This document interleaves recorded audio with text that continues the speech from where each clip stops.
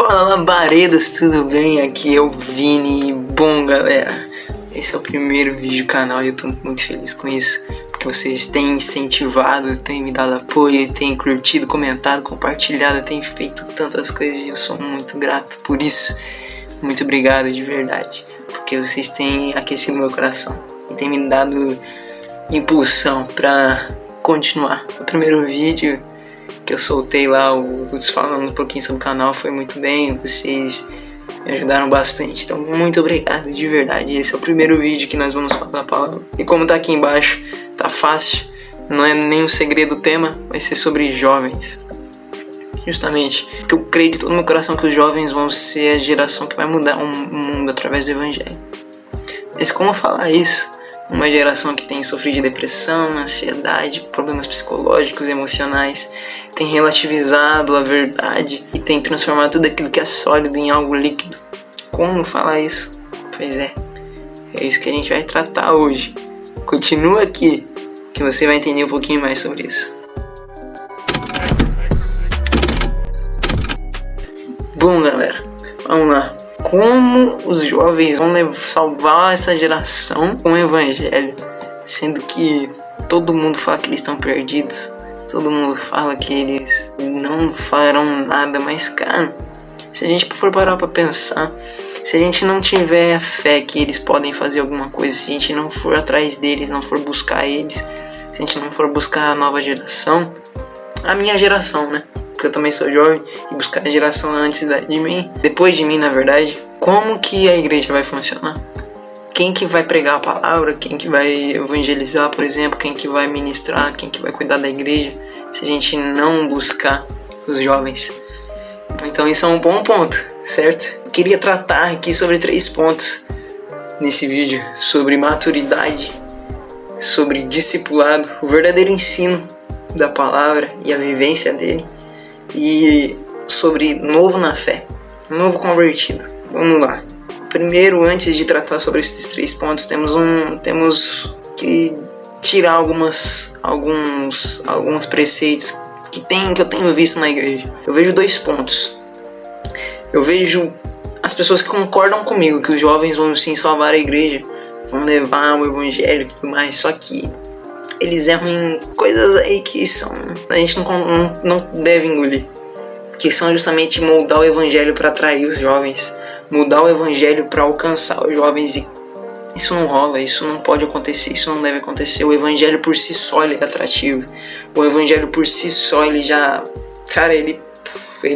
muda totalmente a nossa mente, ele já nos alcança, nos atrai por si só, porque ele é lindo, ele é maravilhoso. E a gente não tem que ficar moldando nada para atrair os jovens. Parece que o evangelho não é o suficiente, e aí eles vão e fazem o seguinte: como o evangelho não é suficiente, vamos dar uma ajudadinha. Mas não é assim, o evangelho ele é suficiente, ele é vivo e eficaz. A palavra nos diz, ele é como uma espada de 2 gumes, que é viva e eficaz, divide a alma do espírito. Então a gente tem que se atentar a isso. Eu vejo também essas mesmas igrejas colocando os jovens que são novos na fé, os jovens que não têm maturidade alguma, ou até mesmo adultos que não têm maturidade alguma, em liderança, à frente de algo. Isso também não é bom, isso é incabível e é muito perigoso. Assim também temos o outro lado da moeda.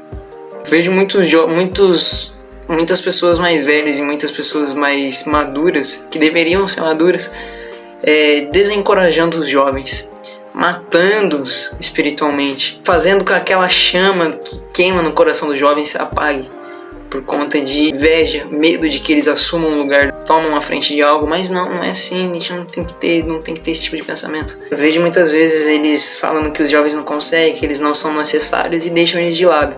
Mas esse também é um ponto que não deve ser tratado e que não deve acontecer dentro da igreja com nenhum tipo de pessoa, não com jovem, nem com criança, com adolescente, com adulto, com mais velho, não deve ser feito com ninguém, esse tipo de coisa.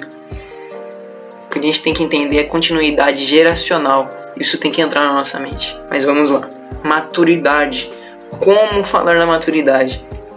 Nós temos que entender que, por exemplo, vemos um Jesus em Lucas 2, do versículo 41 ao 52, ele falando em meio aos doutores da lei, em meio aos mestres da lei, em meio aos fariseus. Conhecimento de lei eles tinham, mas vem Jesus com 12 anos de idade para acabar com muitas falácias e argumentos deles, deixavam eles de boca aberta. Mas você vê Jesus exercendo o ministério aos 12 anos? Não. Você vê Jesus exercendo o ministério aos 30 anos de idade. Maturidade é um processo. Ele passou por um processo. Eu vejo também esse mesmo Jesus confiando aos jovens a igreja dele. Por quê? Vamos para a palavra novamente. Mateus 17, do versículo 24 ao 27, vemos Jesus e seus discípulos num diálogo, e aí então vem os mestres da lei, os cobradores de impostos, perguntando para Pedro e para Jesus: por que vocês não pagam impostos? E aí então Jesus, para acabar com essa falácia, ele manda já Pedro pegar um peixe. Dentro da boca desse peixe teria uma moeda, e essa moeda seria o suficiente para pagar o que Jesus precisava pagar e o que Pedro precisava pagar. Era o suficiente para pagar os impostos deles. Mas e os demais discípulos? A própria lei de Moisés nos mostra isso. A lei mostra que apenas os homens de 20 anos para cima pagariam os tributos, pagariam os impostos. Ou seja, os outros discípulos eram jovens. Jesus confiou a igreja nas mãos de jovens. Arqueólogos e teólogos acreditam que João, na época que Jesus começou seu ministério aos 30, que quando ele foi seguir Jesus, ele tinha entre seus 15 e 16 anos de idade. Então imagina um jovem com 15 e 16 anos de idade seguindo Jesus. E ele passou por um processo de amadurecimento, porque quem melhor para ensinar a palavra do que a própria palavra, que o verbo que se fez carne, que o Deus vivo. Quem melhor para iniciar um processo de amadurecimento num jovem do que o próprio Jesus? Então, ou seja, ele passou por um tempo de processo, um tempo de amadurecimento. Então é justamente isso. Vemos então Jesus ascendendo aos céus. Temos um João, que antes tinha seus 15, 16, agora com 18, 19 anos de idade, fluindo no Espírito, na palavra de Deus, com uma grande maturidade. Lógico, ele não estava à frente da igreja, porque quem ficou na frente da igreja, quem estava na liderança, aquele que era mais velho, Pedro. Então isso nos diz outra coisa também. Existe uma diferença entre um jovem executar algo e ele estar à frente de algo. Existe uma diferença em ele querer executar, por exemplo, o evangelismo ou outras coisas, ele servindo, ou ele querendo estar à frente de algo, querer estar na linha de qualidade da doutrina da palavra. Isso não existe, isso é incabível e é perigosíssimo.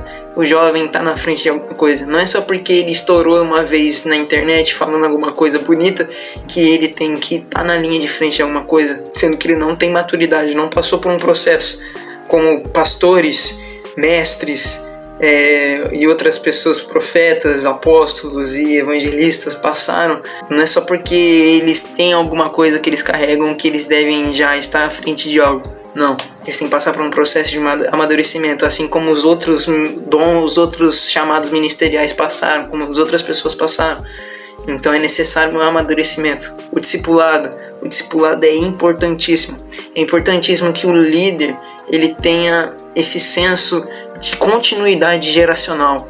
Porque, ou seja, assim, toda geração conserta o erro que a outra geração fez.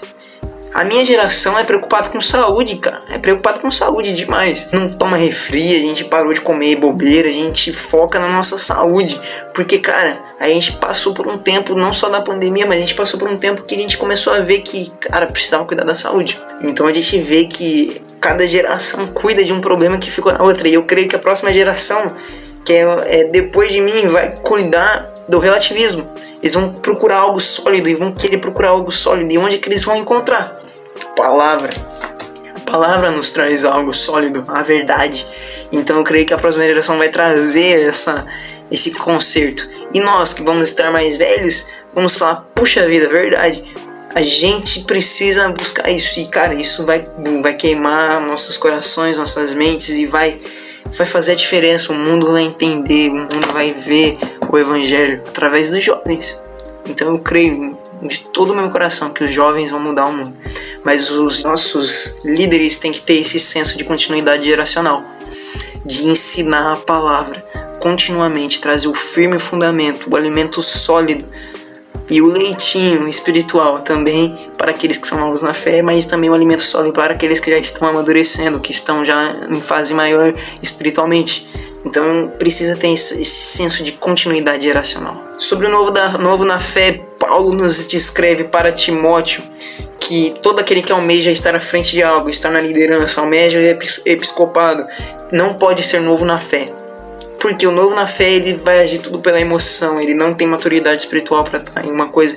E ele não é nem de idade, porque tem adulto que é novo na fé. E se você colocar uma responsabilidade na frente dele, ele não vai conseguir, ele vai perecer durante o caminho. Então é justamente isso, não pode ser novo na fé.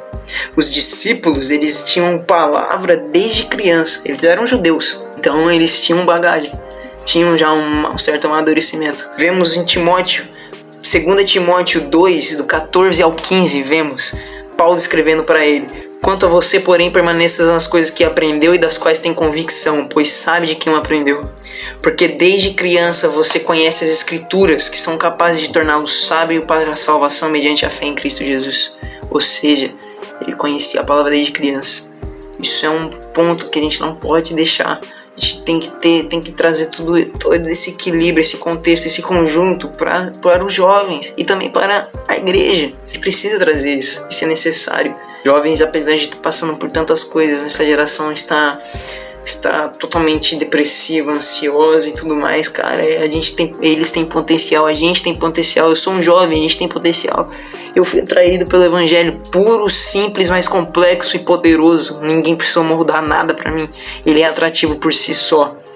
Cara, alguém morrer por você pra te salvar de pecado e de morte, cara, isso é sensacional. Então a gente tem que entender isso. A gente não precisa moldar nada e nem precisa matar os jovens espiritualmente. Mas a gente tem que entender, a gente tem que trazer essa continuidade geracional, a gente tem que trazer essa sã doutrina para os jovens, esse discipulado, essa maturidade, entende? Processo, dar tempo ao tempo para que ele amadureça. Outra falácia que falam para os jovens é que, como ele, por ele ser jovem, não tem que dar crédito para ele. Lógico, tem coisas que o jovem ele não vai entender ainda durante o seu processo, mas tem coisas que não é só porque ele é jovem que ele não tem poder de fala, que ele não pode falar alguma coisa. Nós vemos 1 Timóteo 4,12, Paulo escrevendo o seguinte para ele: ninguém o despreze pelo fato de você ser jovem, mas seja um exemplo para os fiéis na palavra, no procedimento, no amor, na fé e na pureza. Ou seja, jovem, ele tinha bagagem para dizer para os mais velhos que ele era fiel na palavra, que ele andava em amor, andava em pureza, em santidade. Os jovens também têm esse direito, também têm esse poder. Mas não é só por conta disso que nós vamos ser cabeça ocas, que vamos fazer tudo que der na telha. Não. Prestem atenção. 1 Pedro 5, do versículo 5 ao 6, vemos Pedro falando o seguinte: da mesma forma, jovens, sujeitem-se aos mais velhos. Sejam todos humildes uns para com os outros, porque Deus se opõe aos orgulhosos, mas concede graça aos humildes. Portanto, humilhem-se debaixo da poderosa mão de Deus, para que Ele os exalte no tempo devido. Isso tem que dizer alguma coisa.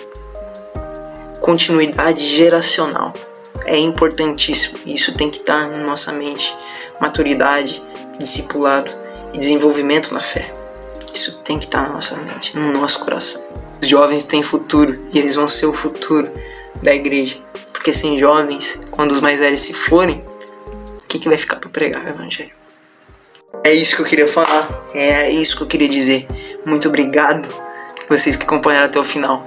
Dá um like, curte, comenta e eu vejo vocês na próxima. Valeu!